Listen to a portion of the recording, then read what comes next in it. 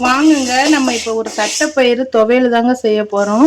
இந்த தட்டைப்பயிறு துவையலுக்கு வந்து தட்டைப்பயிரை நல்லா வறுத்துக்கிறணும். நம்ம இந்த காஞ்ச மிளகாயும் நல்லா வறுத்துக்கிறோங்க. இப்போ வறுத்துக்கிறோம்.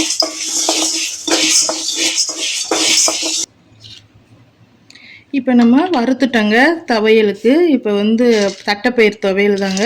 நம்ம இதில் நான் வந்து ஒரு தேங்காய் மூடியில் பாதி மூடி அளவு தாங்க தேங்காய் திருவியிருக்கேன். ஒரு கைப்பிடி அளவு பயிறு நம்ம அந்த இந்த தேங்காய் பூக்கு ஒரு கைப்பிடி பயிறு சேர்த்துக்கிறோனுங்க. 5 மிளகா பாருங்கள். இதில் வந்து பூண்டு 3 பல் இருக்குது, 4 வெங்காய பல் இருக்குது. இதுவும் நம்மளுடைய அளவு தாங்க.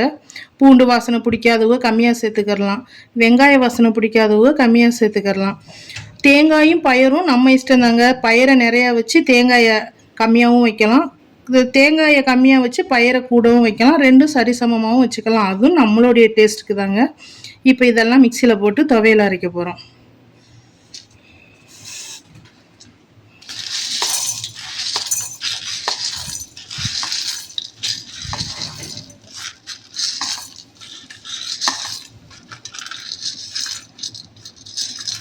நம்ம இந்த தட்டம்பயிரை வந்து நம்ம வறுத்து ஸ்டோர் பண்ணி வச்சுக்கலாங்க. ஏன்னா சும்மா வச்சோம்னா வண்டு வச்சிரும்.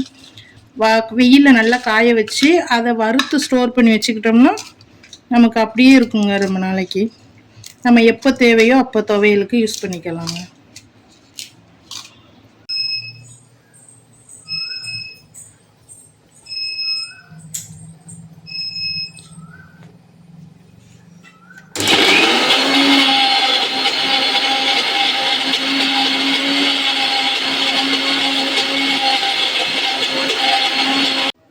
இது நல்லா மிக்சியில் பவுட்ரு பண்ணிக்கிறோனுங்க. இந்த பயிரையும் இந்த மிளகாயும் நம்ம பவுட்ரு பண்ணிக்கிட்டு தாங்க இதெல்லாம் போடணும்.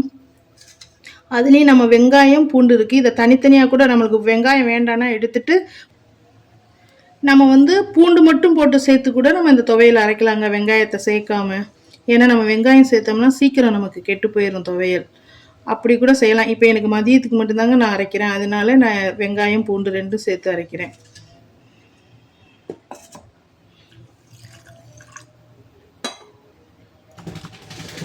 கொஞ்சம் இதுக்கு தண்ணி நம்ம கம்மியாக தாங்க விடணும், ஏன்னா துவையல் கொஞ்சம் கெட்டியாக வரணும். கொஞ்சம் எங்கள் ஊரில் கரண்ட் பிரச்சனைங்க, அதனால கொஞ்சம் துவையல் அரைக்கிறதுனாலே கஷ்டந்தாங்க. கொஞ்சம் கல் உப்பு இதில் சேர்த்துக்கிறேங்க. நமக்கு தேவையான அளவு தாங்க உப்பு போட்டுக்கிறணும் பார்த்து.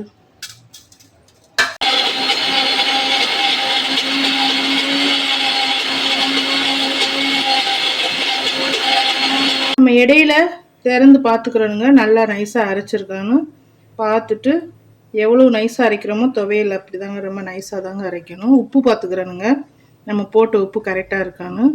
இதில் வெங்காயமும் இப்போ வெள்ளைப்பூடும் சேர்க்க போகிறோம். இதை லாஸ்ட்டாக தாங்க சேர்த்துக்கிறணும். எனக்கு கொஞ்சோண்டு உப்பு கம்மியாக இருக்குது, அதனால கொஞ்சம் சேர்த்துக்கிறேங்க.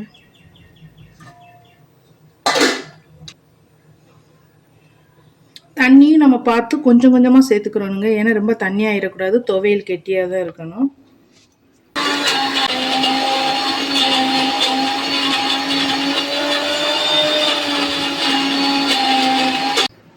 இப்போ பாருங்கங்க, நமக்கு துவையல் ரெடி ஆயிடுச்சு. இப்போ சாப்பிட்டு பார்க்கலாம். எல்லாம் கரெக்டாக இருக்குங்க. இந்த தட்டைப்பயிறு துவையலை நம்ம புளிக்குழம்பு, மீன் குழம்பு, மிளகு ரசம் இதுக்கெல்லாம் தொட்டுக்கிட்டு சாப்பிட்டா அவ்வளோ சூப்பராக இருக்குங்க. நீங்கள் செஞ்சுருக்கீங்களா? இனிமேல் பாருங்கள், இதை செஞ்சு பார்த்துட்டு சொல்லுங்கள் எப்படி இருக்குன்னு.